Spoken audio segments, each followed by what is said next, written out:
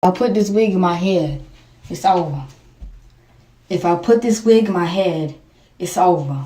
Every single day, over 3 million Americans check their partner's phone without permission. What starts as curiosity often ends in heartbreak, but for one couple in Jackson, Mississippi, it ended in something far worse.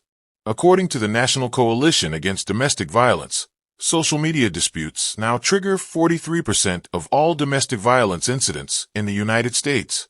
On the morning of February 23, 2025, at exactly 11:30 a.m., a Facebook notification would destroy 2 lives forever.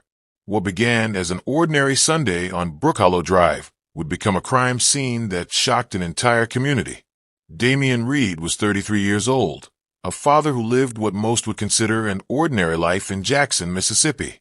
His wife, Rashawn Wallace, 30 years old, worked as a dedicated nurse, saving lives every day at the local hospital. Together, they shared their home with their child, creating what appeared to be a typical American family. That Sunday morning started like countless others before it. The house was quiet, peaceful even. Rashawn was going about her usual routine, while Damian relaxed at home.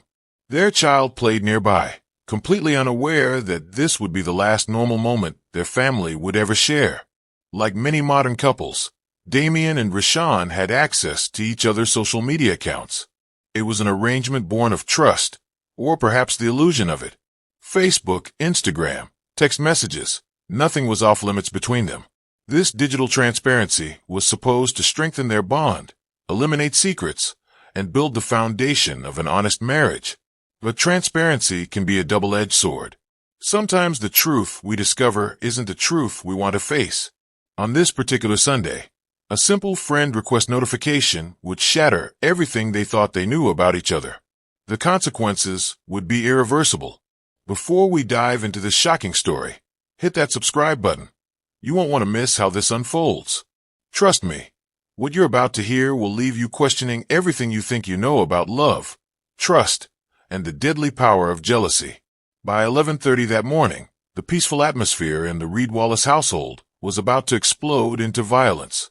Within minutes, police sirens would pierce the quiet Sunday air. One person would be dead, another would be in handcuffs, and a child would be left traumatized forever. This is the story of how a Facebook message became a murder weapon.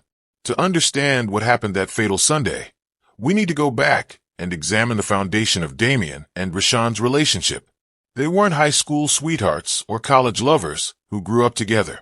Their romance developed later in life, bringing together 2 adults with their own histories, insecurities, and expectations about what marriage should look like. Damian was a man who valued loyalty above almost everything else. Friends described him as someone who gave his whole heart when he loved, but who also expected that same level of devotion in return. Rashawn, on the other hand, was independent and career-focused. As a nurse, she was used to making life-or-death decisions under pressure, managing crisis situations with calm professionalism. But even the strongest people can crack under the right kind of pressure, and their marriage was about to face the ultimate test. The social media arrangement between Damian and Rashawn wasn't unusual by today's standards. Millions of couples share passwords, check each other's phones, and monitor online activity.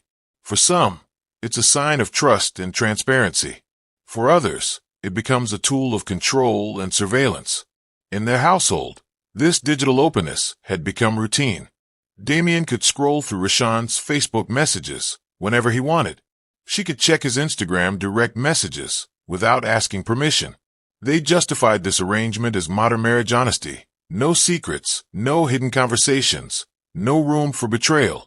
But this level of access also meant that every friend request, every like, every comment became potential ammunition for arguments. Social media interactions that might seem innocent to outsiders could be interpreted as flirtation or emotional cheating by a suspicious spouse. The line between transparency and paranoia had become dangerously thin. Trust issues had been simmering beneath the surface of their marriage for months. Friends and family members later recalled subtle signs that all wasn't well in the Reed Wallace household. There were whispered conversations about jealousy, arguments that seemed to escalate too quickly, and an underlying tension that made social gatherings uncomfortable. Rashawn had confided to a close friend that Damien sometimes questioned her interactions with male colleagues at the hospital. Working in healthcare meant collaborating with doctors, technicians, and other medical professionals daily. What should have been normal workplace relationships became sources of suspicion and interrogation at home. Meanwhile, Damien felt that Rashawn was becoming distant, spending more time on her phone and less time engaging with their family. He interpreted her need for privacy as secrecy, her professional friendships as potential threats. Neither of them realized how dangerous this cycle of mistrust was becoming. Neither of them knew that a simple Facebook notification would change everything. On that quiet Sunday morning, their child was playing in the living room, completely absorbed in toys and cartoons. The innocence of childhood provided a stark contrast to the adult tensions that were about to explode around them. This little one had already witnessed too many heated discussions between mommy and daddy. Children are incredibly perceptive. They sense when adults are angry, even when those adults think they're hiding it well.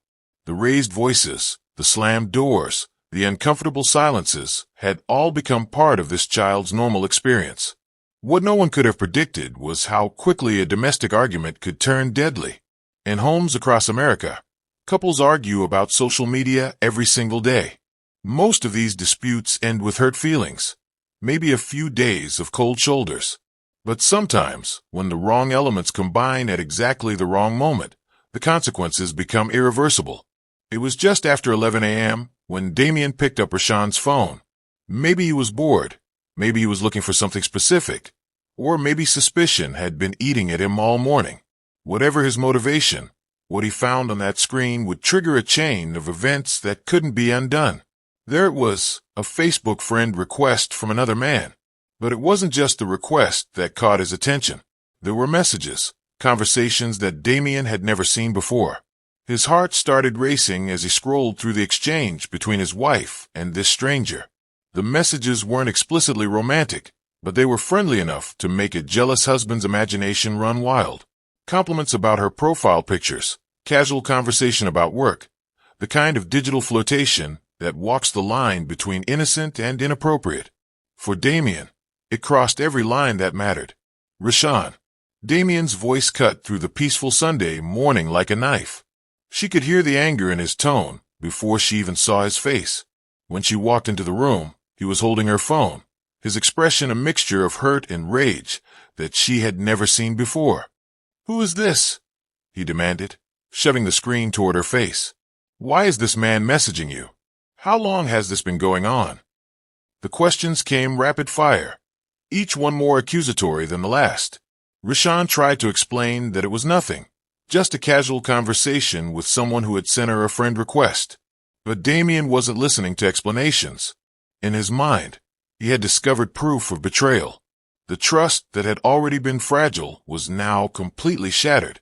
What started as questions quickly escalated into accusations, and accusations turned into shouting that could be heard throughout the house. According to Rashawn's later testimony, the verbal confrontation quickly turned physical. She claimed that Damien became increasingly aggressive as the argument intensified, moving closer to her in a threatening manner. The man she had married, the father of her child, was now someone she didn't recognize. He wouldn't listen to reason. Rashawn would later tell investigators, "I tried to explain that the messages meant nothing, but he kept getting more and more angry. He started moving toward me, and I could see in his eyes that he wasn't going to stop." Fear took over rational thinking. Rashawn, trained to handle medical emergencies but not domestic violence, made a decision that would haunt her forever. She retrieved a firearm from somewhere in the house, a weapon that was supposed to protect their family from outside threats, not become the instrument of their destruction. The first shot was meant as a warning. Rashawn later claimed she fired into the air, hoping the sound would shock Damien back to his senses and make him stop his advance. In her mind, this wasn't an attempt to hurt him. It was a desperate plea for him to calm down and step away. But the warning shot had the opposite effect. Instead of retreating, Damien continued moving toward her. Whether he was driven by rage, disbelief, or some combination of both, he didn't heed the clear signal that his wife was armed and terrified. "I kept telling him to stop, to back away," Rashawn would later recount. But he just kept coming. I was scared for my life. In that moment of panic, with adrenaline coursing through her veins and her medical training telling her to act decisively in a crisis, she made the fatal decision to fire again. The second shot found its target. The bullet struck Damien in the stomach, and he collapsed to the floor of their home. The man who had been advancing toward her in anger was now lying motionless, bleeding on the floor where their child played just hours earlier. Rashawn's nursing instincts immediately kicked in. Despite everything that had just happened, despite the fear and adrenaline still pumping through her system, she dropped the weapon and rushed to help the man she had just shot. Her medical training took over as she began performing CPR, desperately trying to save the life she had just endangered. But it was too late. The damage was too severe, and despite her professional skills and frantic efforts, Damien Reed was pronounced dead at the scene. The argument that started with a Facebook message had ended with a husband dead and a wife facing murder charges. What would you have done in this situation? Let me know in the comments below. The silence that followed the gunshot was deafening. For a moment, Rashawn stood frozen, staring at her husband's motionless body on the floor. Then her professional training as a nurse overrode everything else. She had spent years saving lives in emergency situations, and muscle memory took control of her actions. She dropped to her knees beside Damien, checking for a pulse that was growing weaker by the second. Blood was pooling beneath him, and she knew from experience that time was running out fast. Her hands, still shaking from the confrontation, began chest compressions with the precision she had performed countless times in the hospital. "Come on, Damien, stay with me," she whispered as she worked. The irony wasn't lost on her. She was fighting to save the life of the man she had just shot. Rashawn's medical expertise told her exactly how serious the wound was. A gunshot to the abdomen could damage vital organs, cause internal bleeding, and lead to shock within minutes. She applied pressure to the wound while continuing CPR, her scrubs becoming soaked with her husband's blood. But even with all her training, even with her desperate attempts to reverse what had just happened, she could feel him slipping away. His breathing became more labored, his pulse weaker. The man who had been shouting at her just minutes earlier was now fighting for every breath. She called 911 while still performing CPR, her voice breaking as she tried to explain the situation to the dispatcher. "I need an ambulance immediately. My husband has been shot. I'm performing CPR, but he's losing consciousness." The words felt surreal coming out of her mouth. The Jackson police arrived at Brookhollow Drive within minutes of the emergency call. Officers found a scene that would stay with them for years. A woman in blood-soaked clothing kneeling beside a man's lifeless body, still attempting to revive him despite the obvious futility of her efforts. Paramedics rushed in behind the police, but it was already too late. Damien Reed was pronounced dead at 11:57 a.m., less than 30 minutes after the argument had begun. The crime scene investigators immediately began documenting everything: the weapon, the blood patterns, the positioning of the body. Rashawn was still in shock when the handcuffs clicked around her wrists. "Ma'am, you're under arrest for murder," the officer said, reading her rights as she stared at her husband's covered body. The woman who had spent her career saving lives was now being charged with taking one. Throughout this entire tragedy, there was one innocent victim who witnessed everything: their child. Police found the little one hiding in another room, traumatized and confused by the shouting, the gunshots, and the sudden arrival of strangers in uniform. Child Protective Services was immediately called to the scene. This young person had lost a father to violence and was about to lose a mother to the criminal justice system. The psychological impact of witnessing domestic violence at such a young age would require years of therapy and support. Neighbors later reported hearing the argument escalate, followed by 2 distinct gunshots. Some had considered calling police during the shouting, but hesitated, thinking it was just another marital dispute. By the time they realized the severity of the situation, it was already too late to prevent the tragedy. News of the shooting spread quickly through Jackson's tight-knit community. Neighbors who had known the couple were stunned by what had happened in their quiet residential area. Many described Damien and Rashawn as a normal family who kept to themselves and seemed to have their lives together. "I never would have expected this," said one neighbor who had lived on Brookhollow Drive for over a decade. They seemed like such a regular couple. You just never know what goes on behind closed doors. The shock was compounded by the fact that Rashawn was a healthcare worker, someone the community trusted to save lives. Local news stations began covering the story, and social media buzzed with speculation and rumors. The case would soon become a topic of heated debate about domestic violence, self-defense, and the deadly consequences of jealousy. The following Monday morning, February 24th, Rashawn Wallace stood before a Jackson County judge, still wearing the same clothes she had been arrested in the day before. The courtroom was packed with reporters, curious onlookers, and family members from both sides, trying to make sense of what had happened. Judge Patricia Morrison reviewed the charges as Rashawn stood silently beside her court-appointed attorney. Murder in the first degree, a charge that could result in life imprisonment or even the death penalty if convicted. The weight of those words seemed to hit Rashawn for the first time since her arrest. When it came time to set bond, the prosecution argued that Rashawn was a flight risk and a danger to the community. Your Honor, the defendant took the life of her husband in cold blood over a social media dispute. This was not self-defense. This was murder motivated by jealousy and rage. The defense countered with a different narrative entirely, one that would become central to their strategy. Your Honor, my client is a respected healthcare professional with no prior criminal record, her defense attorney argued. She was defending herself against an increasingly aggressive spouse who had become physically threatening. This was a tragic case of domestic violence that escalated beyond anyone's control. The judge listened carefully to both sides before setting bond at $500,000, an amount that reflected the serious nature of the charges, while acknowledging that Rashawn had no history of violence. For a nurse's salary, this might as well have been $5 million. Rashawn's self-defense claims became the cornerstone of her legal strategy. She maintained that Damien had become physically aggressive after discovering the Facebook messages, and that she feared for her safety. I never intended to hurt him, she told investigators during questioning. I just wanted him to stop coming toward me. I was terrified. But investigators weren't entirely convinced by her version of events, and they began looking deeper into the circumstances surrounding the shooting. As news of the case spread online, rumors began circulating that there was more to the story than what had been officially reported. Social media platforms buzzed with speculation from people claiming to have inside knowledge of the Reed-Wallace relationship. The most persistent rumor involved a third party, specifically that Rashawn had been having an affair and that her boyfriend might have been present during the shooting.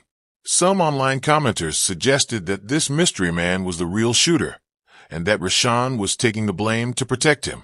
I heard from someone who knows the family that there was another man there that morning. One Facebook user posted, "She's covering for him because she loves him more than she loved her husband." These claims spread rapidly through social media, gaining traction despite having no official confirmation. Other rumors suggested that the Facebook messages that triggered the argument were just the tip of the iceberg, that Damien had discovered evidence of a full-blown affair that had been going on for months. The speculation about a possible boyfriend intensified when investigators began examining Rashawn's phone records and social media activity more closely. They discovered that the Facebook messages Damien had found were indeed just a small part of a much larger digital trail of communications. Phone records showed frequent calls and text messages between Rashawn and several male contacts, including some that occurred late at night when Damien would have been sleeping. While none of these communications were explicitly romantic, they painted a picture of a woman who was maintaining relationships that her husband was unaware of. One particular contact stood out to investigators, a man who worked at the same hospital as Rashawn and who had been in frequent communication with her in the weeks leading up to the shooting. When questioned, this individual claimed their relationship was purely professional, but his nervous demeanor and evasive answers raised red flags. The investigation team decided to expand their inquiry beyond just the events of that Sunday morning, looking into the months and weeks that preceded the fatal confrontation. Detective Sarah Martinez, the lead investigator on the case, began conducting extensive interviews with friends, family members, and co-workers from both sides. What emerged was a complex picture of a marriage that had been struggling for much longer than anyone had realized. Rashawn's co-workers at the hospital described her as professional and dedicated, but several mentioned that she had seemed distracted and stressed in recent months. She was always checking her phone during breaks, one nurse recalled, and she started working extra shifts, staying late even when she wasn't scheduled. Meanwhile, Damien's friends painted a picture of a man who had become increasingly suspicious and controlling. He would ask us if we had seen Rashawn talking to other men. One friend revealed he seemed obsessed with the idea that she was cheating on him, even when there was no evidence. The conflicting narratives created more questions than answers. Was this a case of justified self-defense, premeditated murder, or something else entirely? The Reed Wallace case represents far more than just one tragic incident. It reflects a disturbing trend in American domestic violence statistics. According to the National Coalition Against Domestic Violence, approximately 20 people per minute are physically abused by an intimate partner in the United States. That equals more than 10 million women and men annually. What makes this case particularly significant is how it demonstrates the deadly intersection of traditional domestic violence with modern technology. The National Domestic Violence Hotline reports that digital abuse now occurs in 97% of domestic violence cases. Social media platforms, once designed to connect people, have become battlegrounds for jealousy, surveillance, and control. The statistics are staggering. Intimate partner violence accounts for 15% of all violent crime, and firearms are used in approximately 5% of these incidents, making them 5 times more likely to be fatal. Social media has fundamentally changed how relationships function in the 21st century. Platforms like Facebook, Instagram, and dating apps have created new opportunities for connection, but they've also introduced unprecedented challenges for couples trying to maintain trust and boundaries. Digital jealousy has become a leading cause of relationship conflict. Partners now have access to their significant other's entire social network, complete with photos, comments, and private messages. What might have been innocent interactions in the past can now be scrutinized, screenshot, and used as evidence of infidelity. Relationship experts warn that constant digital surveillance creates a toxic environment where trust cannot flourish. When couples feel the need to monitor each other's online activity, it often indicates deeper issues that require professional intervention rather than increased surveillance. The Reed Wallace case shows how quickly digital suspicion can escalate into real-world violence. Self-defense claims in domestic violence cases present complex legal challenges that courts struggle with regularly. The law requires that defendants prove they reasonably believed they were in imminent danger of death or serious bodily harm, and that the force used was necessary and proportional to the threat. In Rashawn's case, several factors complicate her self-defense argument. First, she had access to a firearm while her husband was apparently unarmed. Second, she fired a warning shot, which suggests she had time to consider alternatives. Third, the physical evidence must support her claim that Damien was advancing toward her in a threatening manner. Legal experts note that women who kill their abusers face unique challenges in court. Juries often struggle to understand why someone would stay in an abusive relationship, or why they didn't simply leave rather than resort to violence. These cases require careful examination of the psychological dynamics of domestic abuse. Perhaps the most heartbreaking aspect of this tragedy is its impact on the surviving child. Research shows that children who witness domestic violence suffer long-term psychological trauma that can affect their development, relationships, and mental health for decades.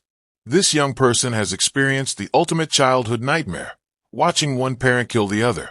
Child psychologists emphasize that witnessing such violence can lead to post-traumatic stress disorder, depression, anxiety, and behavioral problems. The child has not only lost a father to death, but may also lose a mother to the prison system. Studies indicate that children exposed to domestic violence are more likely to become victims or perpetrators of abuse in their own adult relationships. Breaking this cycle requires intensive therapy, stable caregiving, and community support. The extended family and social services now face the challenge of helping this child heal from unimaginable trauma. The Jackson community's response to this tragedy has been mixed, reflecting the complex emotions that domestic violence cases often generate. Some residents have rallied around Rashawn, organizing fundraisers for her legal defense and childcare support. They view her as a victim of domestic abuse who was forced to defend herself. Others in the community believe justice demands accountability for Damien's death, regardless of the circumstances that led to it. They argue that taking a life, even in self-defense, requires serious legal consequences. Local churches and community organizations have struggled to provide support while remaining neutral. The case has sparked important conversations about domestic violence resources in Jackson. Many residents were surprised to learn how few shelters and support services exist for abuse victims. Community leaders are now discussing ways to expand these critical resources to prevent future tragedies. The tragedy that destroyed the Reed Wallace family offers critical lessons that could save lives if we're willing to listen. The most important takeaway is recognizing that domestic violence rarely happens overnight. It builds gradually through patterns of control, jealousy, and escalating conflict that often go unnoticed until it's too late. Warning signs include excessive monitoring of social media activity, accusations of infidelity without evidence, isolation from friends and family, and arguments that escalate disproportionately to their triggers. When partners feel the need to constantly check each other's phones or social media accounts, it signals deeper trust issues that require professional intervention, not increased surveillance. If you recognize these patterns in your own relationship, please know that help is available. The National Domestic Violence Hotline operates 24 hours a day at 1-800-799-7233. They provide confidential support, safety planning, and local resources. For immediate danger, always call 911. Friends and family members also play crucial roles in prevention. If someone you care about shows signs of being in an abusive relationship, offer support without judgment. Sometimes just knowing that someone cares can provide the strength needed to seek help. Most importantly, remember that children are always the innocent victims in these situations. If you suspect a child is witnessing domestic violence, contact local child protective services or law enforcement. Breaking the cycle of violence requires community involvement and courage to speak up when something isn't right.